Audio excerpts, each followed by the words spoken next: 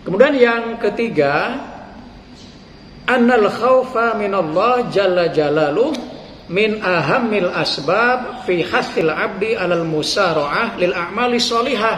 Nah, ini menarik ya, bahwa takut kepada Allah itu di antara sebab terpenting yang mendorong seorang hamba untuk bersegera melakukan amal soleh. Jadi amal soleh itu didorong karena kita ada rasa takut kepada Allah. Takut kalau kita misalnya tidak melakukan amal ini, kita tidak mendapatkan apa-apa. Jadi amal soleh itu justru didorong karena kita ada rasa takut kepada Allah. Ya. Nah, pertanyaannya adalah apa sih amal soleh? Al-amal as-sholihah. Kita sering mendengar kata amal soleh. Kita sering berdoa, ya Allah jadikanlah anak-anak sebagai anak yang soleh. Tapi soleh itu apa sih? Apakah soleh itu misalnya karena pakaiannya rapi, kalau orang Islam mungkin karena sering pakai peci atau sering ke masjid itu sudah soleh atau soleh gitu ya bahasa kitanya ya. Nah, sebenarnya kata soleh, kata soleh itu artinya lebih dari itu, lebih luas dari itu ya. Soleh itu kalau satu definisi adalah solihun li nafsihi wa li ghairihi. Jadi kata soleh itu adalah baik bagi dirinya dan baik bagi yang lain, bagi orang lain. Maka di dalam kata soleh itu mengandung soleh secara sosial, secara umum. Jadi baik bagi orang banyak, itu soleh. Jadi kalau umat Islam misalnya melakukan perbuatan yang bermanfaat bagi orang lain, itu artinya orang soleh. Tapi kalau hanya masih rajin ngaji, rajin puasa, rajin ke masjid, itu baru iman. Betulnya masih iman, tuh belum soleh. Pada Al-Quran itu amanu wa amilus solihat, beriman dan beramal soleh. Jadi amal soleh itu lebih ke samrohnya, lebih ke buahnya, lebih ke interaksi dengan sesama orang lain. Nah, di dalam berbagai hadis kan banyak keterangan tentang amal soleh ya. Bahkan ada satu kisah, mungkin sering dengar ya, kisah yang seorang perempuan yang memberi minum anjing yang sedang kelaparan, kehausan. Itu diganjar masuk surga. Itu contoh-contoh Karena apa? Karena dia memberikan sesuatu yang bermanfaat. Jangan lihat anjingnya, tapi lihat bagaimana seorang perempuan itu menyelamatkan nyawa seekor makhluk Allah, meskipun wujudnya adalah anjing yang sedang kelaparan. Bahkan dalam cerita itu disebutkan perempuan itu adalah seorang wanita tunasusila padahal ya. Tapi dengan perbuatan itu dia dijanjikan surga.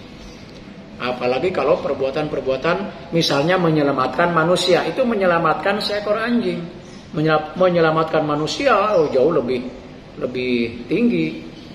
Ya, menyelamatkan manusia itu tidak berarti harus yang terancam nyawanya kita selamatkan. Menyelamatkan manusia itu bisa dengan memberikan sedekah, membantu, itu kan menyelamatkan. Makanya di bulan puasa ini kan peluang untuk bersedekah sebanyak-banyaknya, membantu sesama sebanyak-banyaknya, dan Nabi adalah min ajwadun nas yang paling dermawan khususnya di bulan Ramadan. Jadi amal soleh itu sekali lagi amal yang mengaitkan dengan kemaslahatan. Nah, kata kemaslahatan itu kan dari soleh. Dan dalam satu hadis yang lain kan dijelaskan sebaik-baiknya manusia adalah anfa'uhum linnas, kan? Khairun nasi anfa'uhum linnas. Sebaik-baiknya manusia adalah yang paling bermanfaat di antara kalian bagi manusia yang lain. Ukuran bermanfaat itu tentu disesuaikan dengan kemampuan. Ya. Kalau yang mampunya bermanfaat dirinya misalnya membantu secara fisik, tenaga, ya itulah yang bisa dilakukan. Yang mampunya misalnya membantunya secara finansial agar bisa memberikan manfaat bagi orang lain, ya orang kaya itu yang dilakukan. Ya. Nah, yang mampunya ngasih pelajaran seperti saya, ya inilah yang bisa dilakukan. Tuh. Kalau ini itu pun tidak punya juga, tidak mampu juga, minimal apa yang sedekah yang paling mudah itu? Senyum.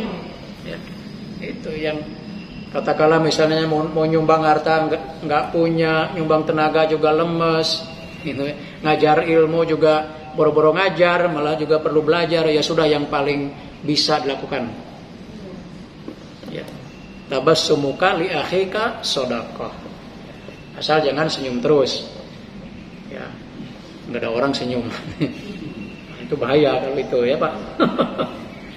Pohon diajak senyum. Ya. Jadi sekali lagi, takut kepada Allah itu bisa mendorong kita semua untuk berlomba-lomba melakukan amal soleh. Sehingga ketika kita melakukan amal soleh itu dasarnya adalah karena Allah, karena takut kepada Allah. Itu dasarnya, bukan karena ingin mendapatkan perhatian siapa gitu ya. Sekarang yang keempat, ya. Annal khaufa minallah jalla jalaluh sababun lijtinabil ma'asi wal munkarat. Nah ini nih paling relevan dengan dunia modern kita, bahwa takut kepada Allah itu menjadi sebab orang untuk menjauhi maksiat dan kemungkaran. Nah, ini bisa dibawa ke dalam kehidupan yang lebih luas ya, bukan hanya kehidupan yang sempit. Kehidupan yang luas dalam kehidupan masyarakat, negara. Kalau katakanlah kalau misalnya banyak kasus korupsinya berjamaah, itu kalau kita melihatnya dari sisi agama, salah satu sebabnya apa? Adalah karena ini tidak adanya rasa takut kepada Allah.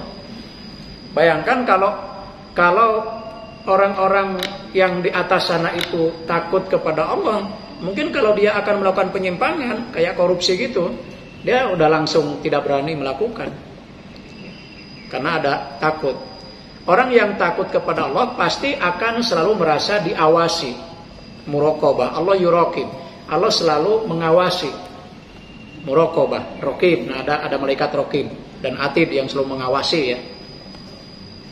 Nah, maka dia nggak berani tuh melakukan penyimpangan dan lain sebagainya.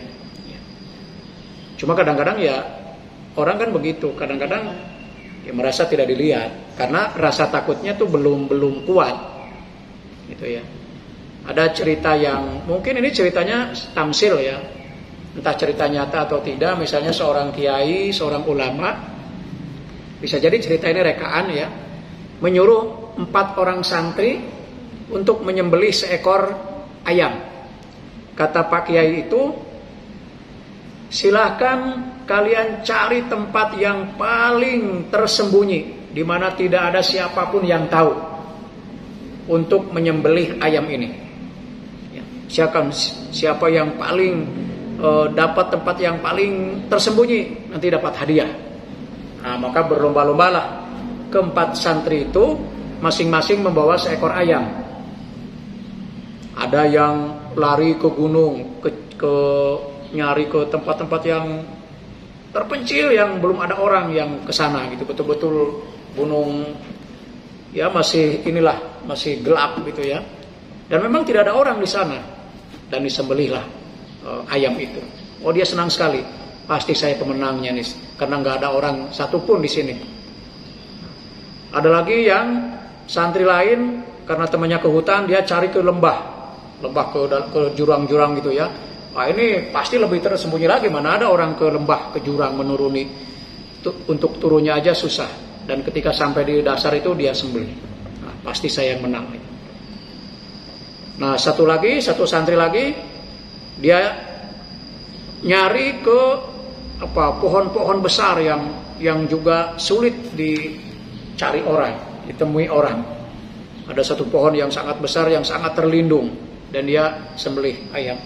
Dia pun merasa akan jadi pemenangnya. Nah, santri yang keempat, dia sampai pada kesimpulan, dia kemana-mana, tapi akhirnya tidak menemukan apapun, tidak menemukan tempat manapun yang tersembunyi. Ya. Akhirnya dia kembali kepada kiai sambil membawa ayamnya yang masih hidup. 3 orang santrinya yang dengan pede akan menjadi juara, kembali ke Pak Kiai dengan membawa ayam yang sudah disembelih.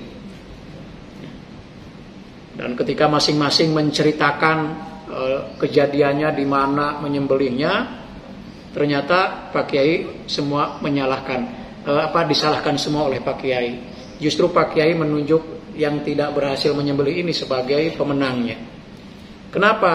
Karena si santri ini yang tidak menemukan tempat itu mengatakan bahwa Pak Kiai dimanapun saya bersembunyi, mau di hutan, mau di lembah, mau di balik pohon, saya merasa ada yang mengawasi saya. Saya merasa selalu ada Tuhan yang mengawasi saya. Maka saya tidak bisa melakukan sesuatu yang tidak dilihat, tidak diawasi, sekalipun tempatnya sangat terpencil, sangat tersembunyi. Akhirnya santri inilah yang dianggap lulus oleh kiainya. Nah, ini salah satu manifestasi dari takut kepada Allah yang dirinya selalu merasa diawasi.